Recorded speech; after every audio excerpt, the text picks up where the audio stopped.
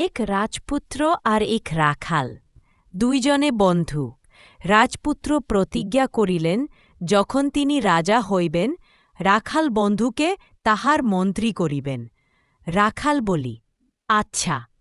দুইজনে মনে সুখে থাকেন। রাখাল মাঠে গরু চড়াইয়া আসে, দুই বন্ধুতে গলাগলি হইয়া গাছতলে বসেন।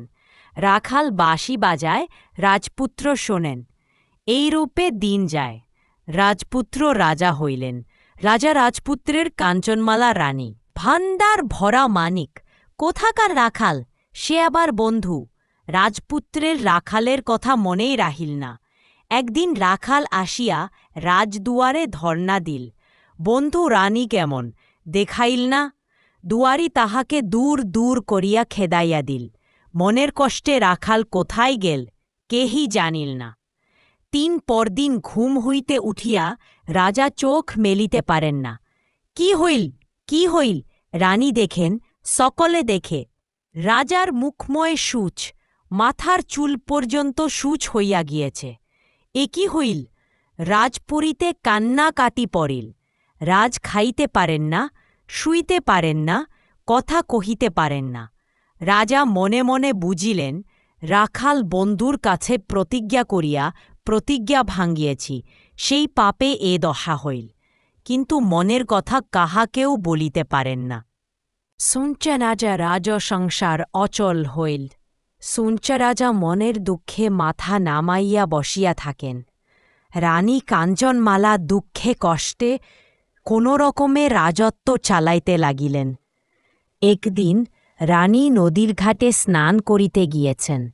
কাহার এক পরমা সুন্দরী মেয়ে আসিয়া বলিলে, রানী যদি দাসী কিনেন তো আমি দাসী হইব। রানী বলিলেন, সুঞ্চরাজা সূঁচ খুলিয়া দিতে পারত, আমি দাসী কিনি। দাসী স্বীকার করিল। তখন রানী হাতের কাকন দিয়া দাসী কিনিলেন। দাসী বলিল, রানী মা, তুমি বড় কাহিল হইয়াছ। কতদিন না জানি ভালো করিয়া খাও না, নাও না। গায়ের ঘনা ঢিলা হইয়াছে, মাথার চুল জাটা দিয়াছে। তুমি ঘনা খুলিয়া রাখ, বেশ করিয়া ক্ষার খৈল দিয়া স্নান করাইয়া দেই। রানী বলিলেন, না মা, তিয়া স্নান করিব। থাক। দাসী তাহা শুনিল না। মা, এখন ডুব দাও। রানী গলা জলে নামিয়া ডুব দিলেন। দাসী চক্ষের পলকে রানীর কাপড় পরিয়া রানীর ঘনা গায়ে দিয়া ঘাটের উপর উঠিয়া ডাকিল, দাসীল দাসী পানকো। ঘাটের উপর রাঙ্গা বউ, রাজার রানী কাকনমালা। ডুব দিবি আর কত বেলা? রানী ডুব দিয়া দেখিলেন, দাসী রানী হইয়াছ।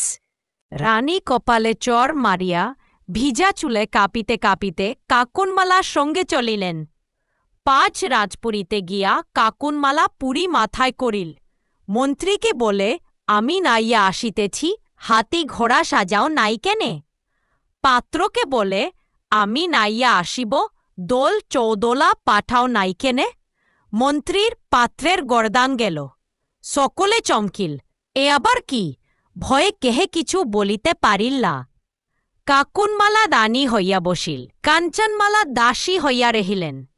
রাজা কিছুই জানিতে পারিলেন না।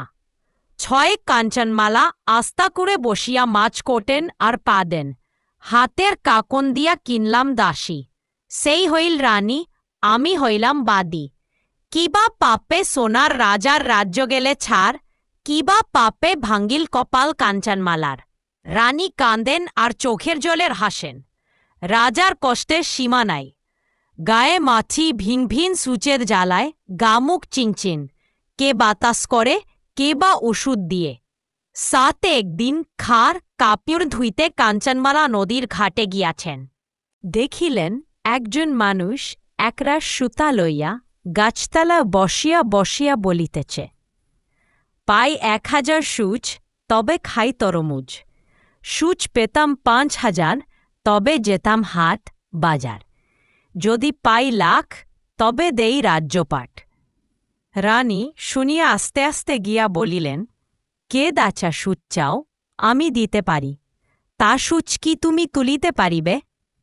শুনিয়া মানুষটা চুপচাপ সুতার পুটলি তুলিয়া রানীর সঙ্গে চলিল। আট পথে যাইতে যাইতে কাঞ্চনমালা মানুষটির কাছে আপনার দুঃখের কথা সব বলিলেন। শুনিয়া মানুষ বলিলেন, আচ্ছা।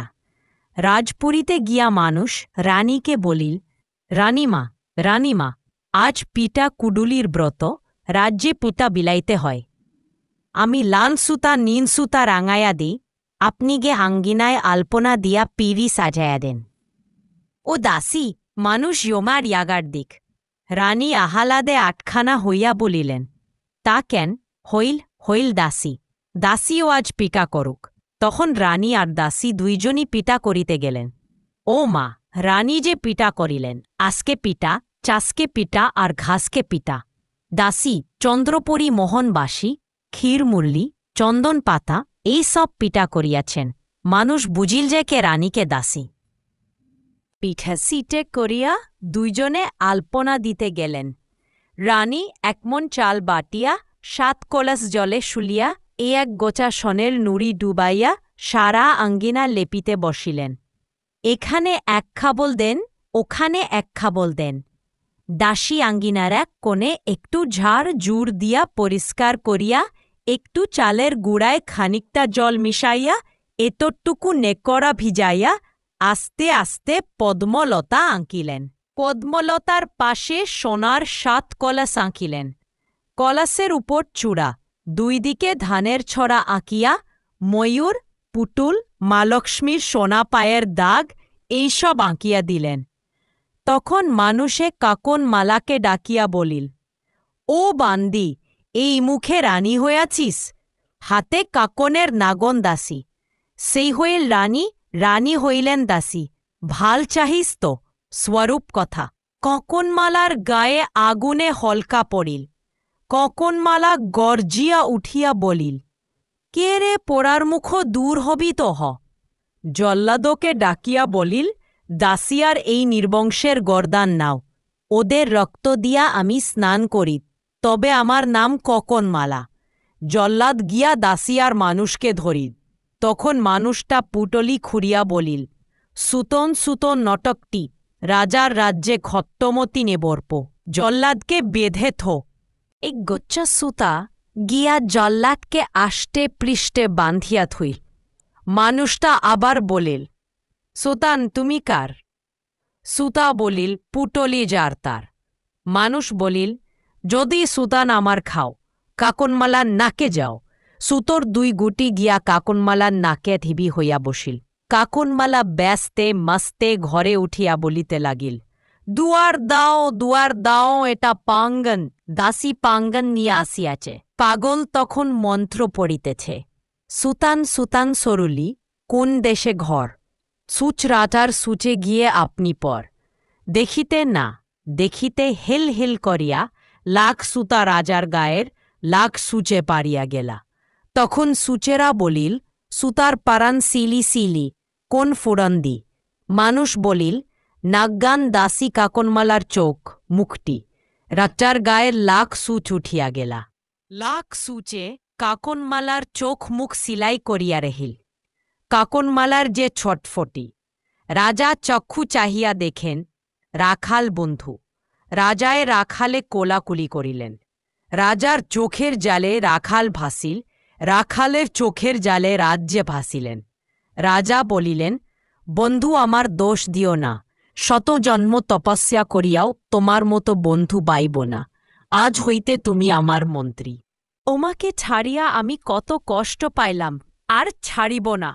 রাখাল বলিল, আচ্ছা, তা তোমার সেই বাঁশিটি যে হারাইয়া ফেলিয়াছি, একটি বাঁশি দিতে হইবে।